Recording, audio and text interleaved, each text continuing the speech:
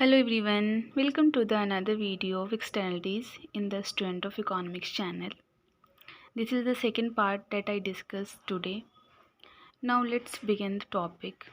So the topic is positive externalities in consumptions. इससे पहले मैंने समझाया था प्रोडक्शंस की पॉजिटिव और नेगेटिव, कंजम्पशंस में नेगेटिव एंड पॉजिटिव. अब इसे ग्राफ से समझते हैं. जो हॉरिजॉन्टल लाइन है वो सोशली ऑप्टिमल क्वांटिटी दिखला रही है और जो वर्टिकल लाइन है वो पॉजिटिव एक्सटेंटेज इन कंजप्शन दिखा रही है. इट मीन्स अगर कोई market positive externality in consumption के साथ वर्क कर रही है then the external benefit to the society must be added to the marginal private benefit to get marginal social benefit.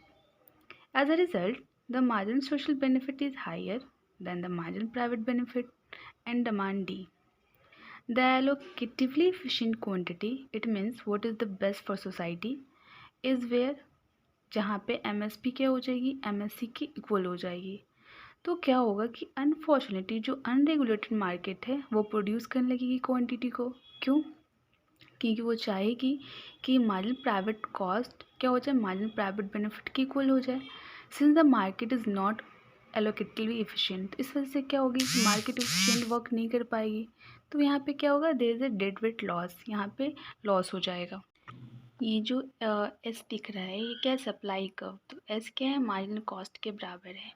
और नीचे में जो D equal to M P भी है, demand curve equal to marginal private benefit. तो marginal private benefit तक तो नहीं रुकेगी, इसे सोशल बेनिफिट करना है तो हमारा डिमांड क्या हो जाएगा, आगे बढ़ जाएगा.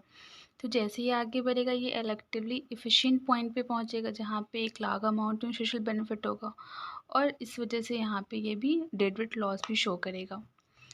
Now the next is correcting for positive externalities. अब इसे जो हमारा डेड वेट लॉस हुआ है यहाँ पे अनरेगुलेटेड मार्केट के आ जाने की वजह से, ये हम कैसे करेक्ट करेंगे यहाँ ये देखते हैं. तो ये जो दो ग्राफ यहाँ पे शो हो रहा है ये आपको बताएगा यहाँ पे कि कैसे कैसे सब्सिडी और जो हमारा लमसम टैक्स है उससे कैसे मार्केट हमारा ठीक हुआ है. जब हम मार्केट फेलियर को करेक्ट करने की बात करते हैं तो हम इसको दो ग्राफ से समझते हैं. दो कॉमन तरीका होता है ठीक करने का, as per unit lump sum subsidy to the consumer और per unit subsidy to the producer. अगर कंज्यूमर को सब्सिडी दी जाती है तो उनका डिमांड कर्व राइट शिफ्ट हो जाता है, और अगर सब्सिडी इक्वल हो जाता है तो marginal external benefit that demand curve will shift right जब तक वो MSP की इक्वल ना हो जाए. तो फर्स्ट ग्राफ हमारा ये शो कर रहा है. जो सेकंड ग्राफ है वो ये दिखा रहा है कि अगर सब्सिडी प्रोड्यूसर को मिलती है तो सप्लाई कर्व राइट की तरफ शिफ्ट हो जाता है, और जब तक सब्सिडी मिलती रहती है, जब तक वो कंज्यूमर की डिमांड को फुलफ़िल ना कर दे और जब तक सब्सिडी इक्वल नहीं हो जाती है मार्जिन एक्सटर्नल बेनिफिट के, तब तक सप्लाई कर्व शिफ्ट करती रहती है. और इस तरह से प्रोड्यूसर और कंज्यूमर को सब्सिडी प्रोवाइड करके हमारा डेड वेट लॉस कंप्लीट होता है. Now the next one is negative incentives of productions. इसमें क्या क्या चीज़ें आई हैं इसको भी हम ग्राफ से समझते हैं. वैसे तो यहाँ पे डिटेलिंग है लेकिन इसे ग्राफ से समझते हैं.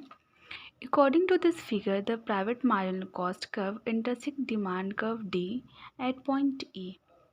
Here the competitive price OP and output OQ, but the socially optimum output is OQ1 and the price is OP1, as determined by the intersection of short-run marginal cost and demand curve D at point E1. Thus, the firm are producing Q1Q more than the social optimum output OQ1.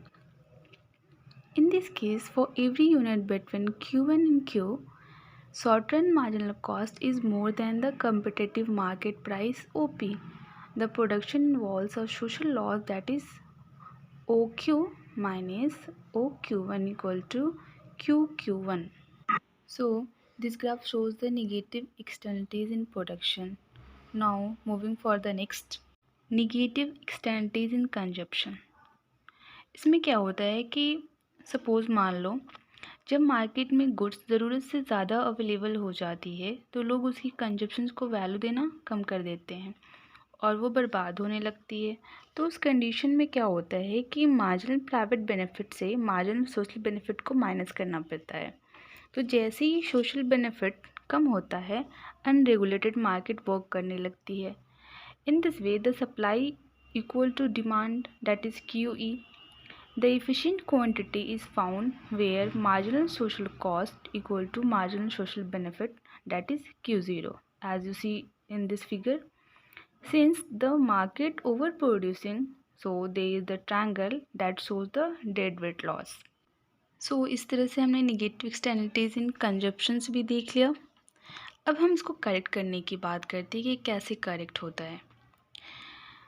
So, suppose if the government were to impose a per unit tax equal to the external cost of the product, it would shift supply curve to the left unit, जहाँ वो क्या करता है MSC curve के equal हो जाएगी, क्योंकि जहाँ से क्या करना मार्जिनल कॉस्ट कर्व जो है वो क्या करना होगा, उसको उसके इक्वल करना होगा।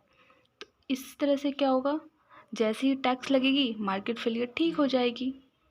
जब आप इस एक्सप्लेनेशन को ग्राफ में देखेंगे ना, ग्राफ एक्सप्लेनेशन मैंने दे रखा है, तो आपको ये ग्राफ भी बहुत ईजिली समझ में आ जाएगा। और ये बहुत ईजी है कि जैसे कहीं पे भी टैक्स इनफैक्ट गवर्नमेंट टैक्स लगाना चाहती है या लगाती है तो वैसे भी लोग टैक्स देने से बहुत ज़्यादा इनकार करते हैं, और टैक्स की वैसे भी लोग चोरी करते हैं। तो टैक्स लेने के बाद ऑलरेडी जो भी मार्केट फेलियर हो रही है वो क्या होगी, वो ठीक हो जाएगी।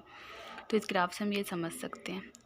चलो ये तो हो गया कि मार्केट मैकेनिज्म से एक्सटर्नलिटीज़ कैसे ठीक करते हैं।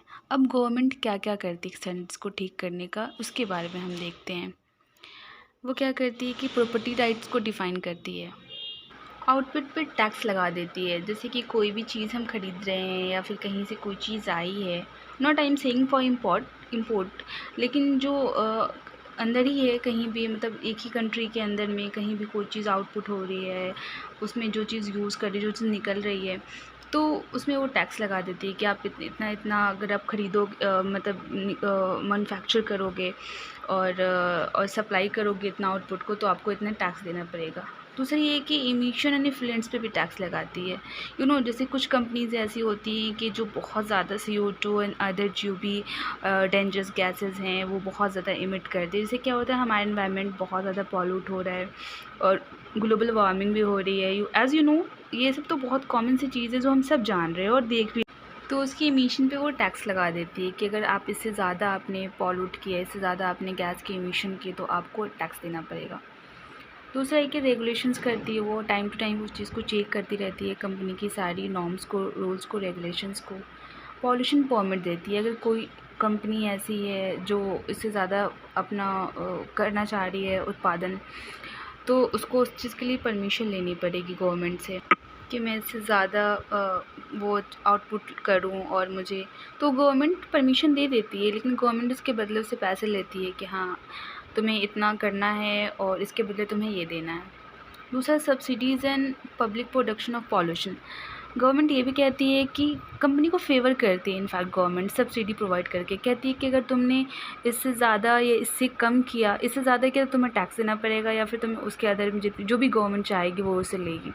एंड अदर देन गवर्नमेंट ये भी कहती है कि अगर तुमने उससे कम किया, अगर एक टारगेट था, तुमने उस टारगेट को कोशिश की टच ना करने की, उससे तुमने कम किया, तो तुम्हें सब्सिडी भी प्रोवाइड की जाएगी, और इससे गवर्नमेंट सब्सिडी भी देती है। तो इससे क्या होता है कि कंपनी की थोड़ी वैल्यू बढ़ती है। कंपनी सोचती है कि यार चलो मैं कर रहा हूँ तो मुझे इससे जब बेनिफिट मिल रहा है तो मैं क्यों ना करूँ।